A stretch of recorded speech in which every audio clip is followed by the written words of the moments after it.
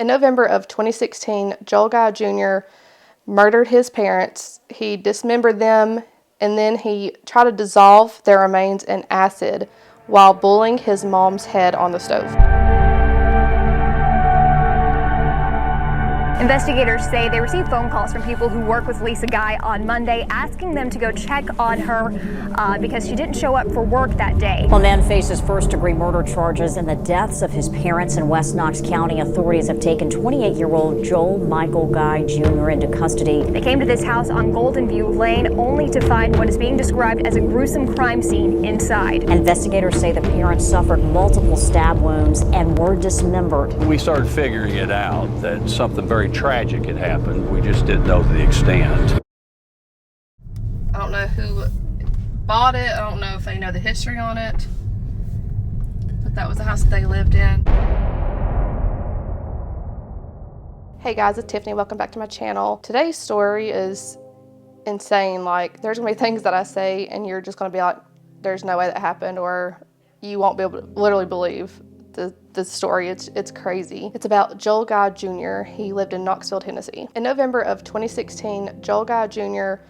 murdered his parents. He dismembered them, and then he tried to dissolve their remains in acid while boiling his mom's head on the stove. Joel Guy Jr. was born in 1988. Like I said, he's a junior, so they had to distinguish him from his dad. So they called him Joel Michael because, you know, his dad was Joel Guy also. So that was kind of confusing to family members, so they just tried to make it easier on everybody. Joel and Lisa Guy were married for 31 years. Joel had 3 daughters from a previous marriage. So Joel had 3 half-sisters, and like I said, this was November 2016. This was right around Thanksgiving. This would literally be the worst thing that cops would walk into. Family pretty much said that Joel Guy Jr. or Joel Michael was kind of failing at a lot of things in life. He was in college for like 9 years straight, never had got a degree. He was financially supported by his parents for like years and years. He was living in Baton Rouge and just totally dependent on them. And apparently his parents were going to cut him off after Thanksgiving. They even told the daughters this. So I don't know, the cops don't know if he knew this at the time that he murdered them. They aren't really sure. And he was going to a university to be a plastic surgeon. So after you hear about everything he did, it's going to be kind of creepy that he was wanting to be a doctor to operate on people. Joel Guy Sr. and Lisa wanted to retire. They had just sold their home in Knoxville, Tennessee. It was in West Knoxville, Tennessee. They were planning on moving back to their native town of Kingsport, Tennessee, which is super close to me. So they planned on literally after the holidays, you know, they sold their home, they were going to retire and have happy lives and simple things and things like that back in Kingsport, Tennessee. Joel Guy Sr. was an engineer, and his wife worked in human services. She loved her job, but they said that her salary was pretty small compared to his, but she was set to retire the day after Thanksgiving. Like I said, they would never get the chance to even start their retirement, a whole different phase in life. They would never get a chance to do this because their son took this from them. And he is also somebody that knew their finances super well. He knew how much money they had, and that's really creepy that he was like literally just studying their checks and their amounts they were bringing in, their life insurance and things like that. Like most people, most Americans, you get together, have Thanksgiving, you prepare a huge meal, and they were so happy to have their daughters with them and their son, and just wanting to look forward to having this holiday and hosting it for their family. It's so sad because at this point, they had no idea what their son was about to do. He stabbed them to death over the holiday weekend. We're turning on the road where this happened. This is the neighborhood where Joel murdered his 2 parents on Thanksgiving. It's horrifying to think the quiet neighborhood where everyone waves at each other and willing to help each other, this can happen on our street. It's just hard to believe that can happen. In the small cul-de-sac of Golden View Lane, neighbors stood outside Monday night wondering why crime scene tape and law enforcement filled their neighborhood in West Knox County. Okay, so this is the house right here. I don't know who bought it. I don't know if they know the history on it. But that was the house that they lived in. It was sold shortly after these murders took place. There's the back of the house where the cops went and got in.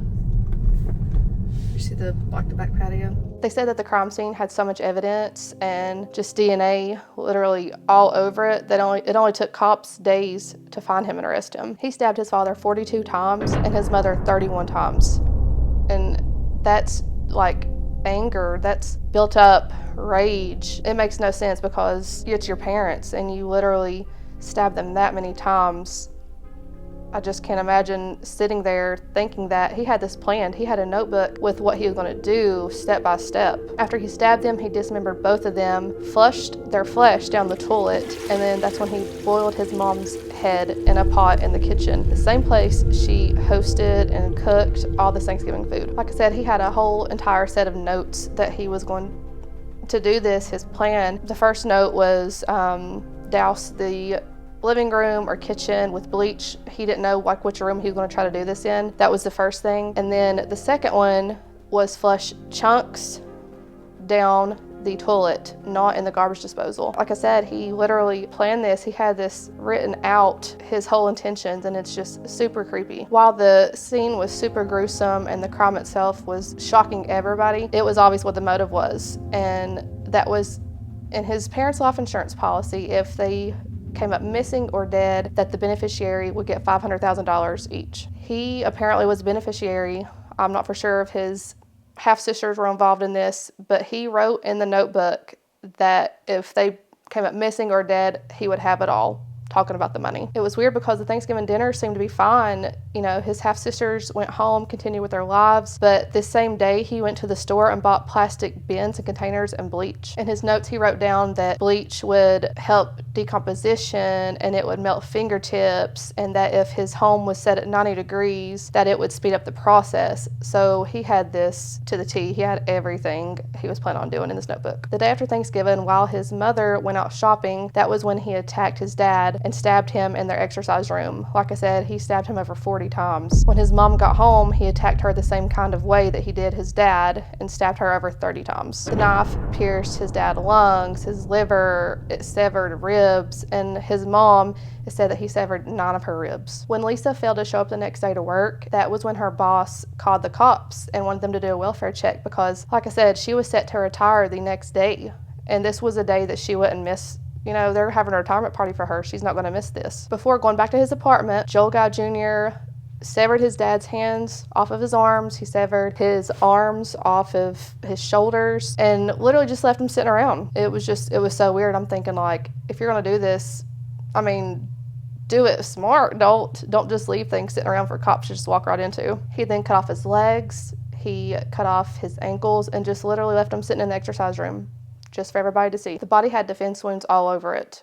It was really bad. You could tell his dad really fought his son from murdering him. His mom had a similar defensive wounds. He did the same things to her, you know, cutting her body parts off, but he decapitated her, and that was when he boiled her head in the pot in the kitchen. He placed his parents' torsos and limbs in these huge containers that he bought on Thanksgiving, and then he set the house on 90 degrees. I actually jumped the fence, went to the back with another officer, got down and got up on the door, observed that there was a doorknob missing on the back door, and the glass was warm from the inside of the house. Like, you could just tell that the door was warm, and there was some kind of strange odor that I observed. I don't know if I verbalized it.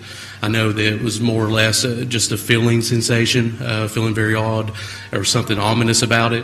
When the cops got there, they just had an uneasy feeling. They said it was just really weird because his parents' cars were in the driveway. You know, like I said, the house had just sold, so they thought it was odd that there wasn't like a real estate type of lock on the home. So that was when they went around to the back of the home.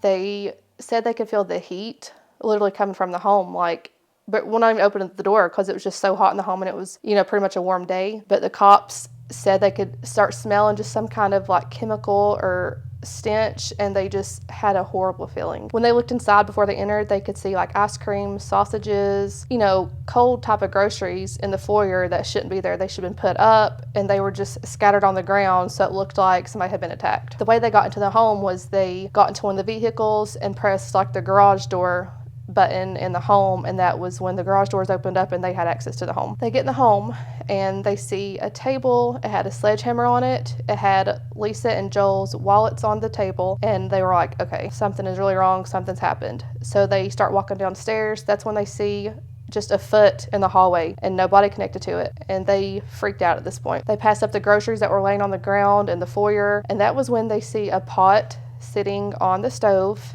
and they open it and his mother's head is being boiled in the pot. Officers said that they will never get the smell out of their minds, out of their dreams.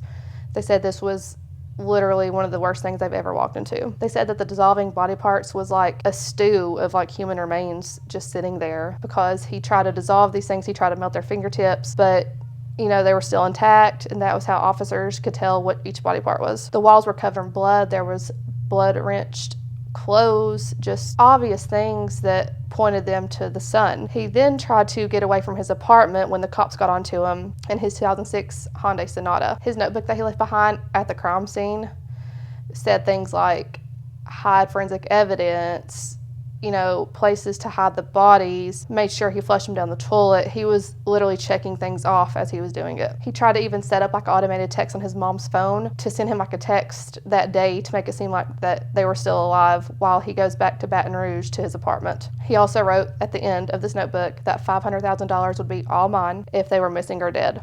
And that just gives me chills. On October 2nd, 2020, Joel Guy Jr. was found guilty of 2 counts of premeditated first-degree murder, 3 counts of felony murder, and 2 counts of abuse of a corpse, and was sentenced to life in prison. So at this point, he left his siblings without parents. He left himself without a parent, either parent. He pretty much left his siblings without a brother because he's going to be in prison for the rest of his life. So he has ruined a lot of families doing this, and the fact that this was over life insurance money. And it's sad because this motive is common in so many cases. I don't know your all's thoughts on this.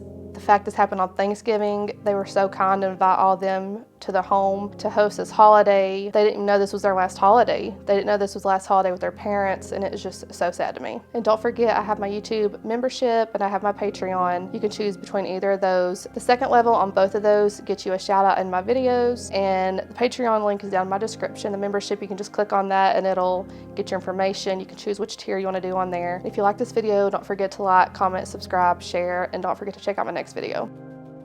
So it's a total sentence of 2 licenses consecutive with 4 years stacked on top of that. So you can have a seat, Counselor.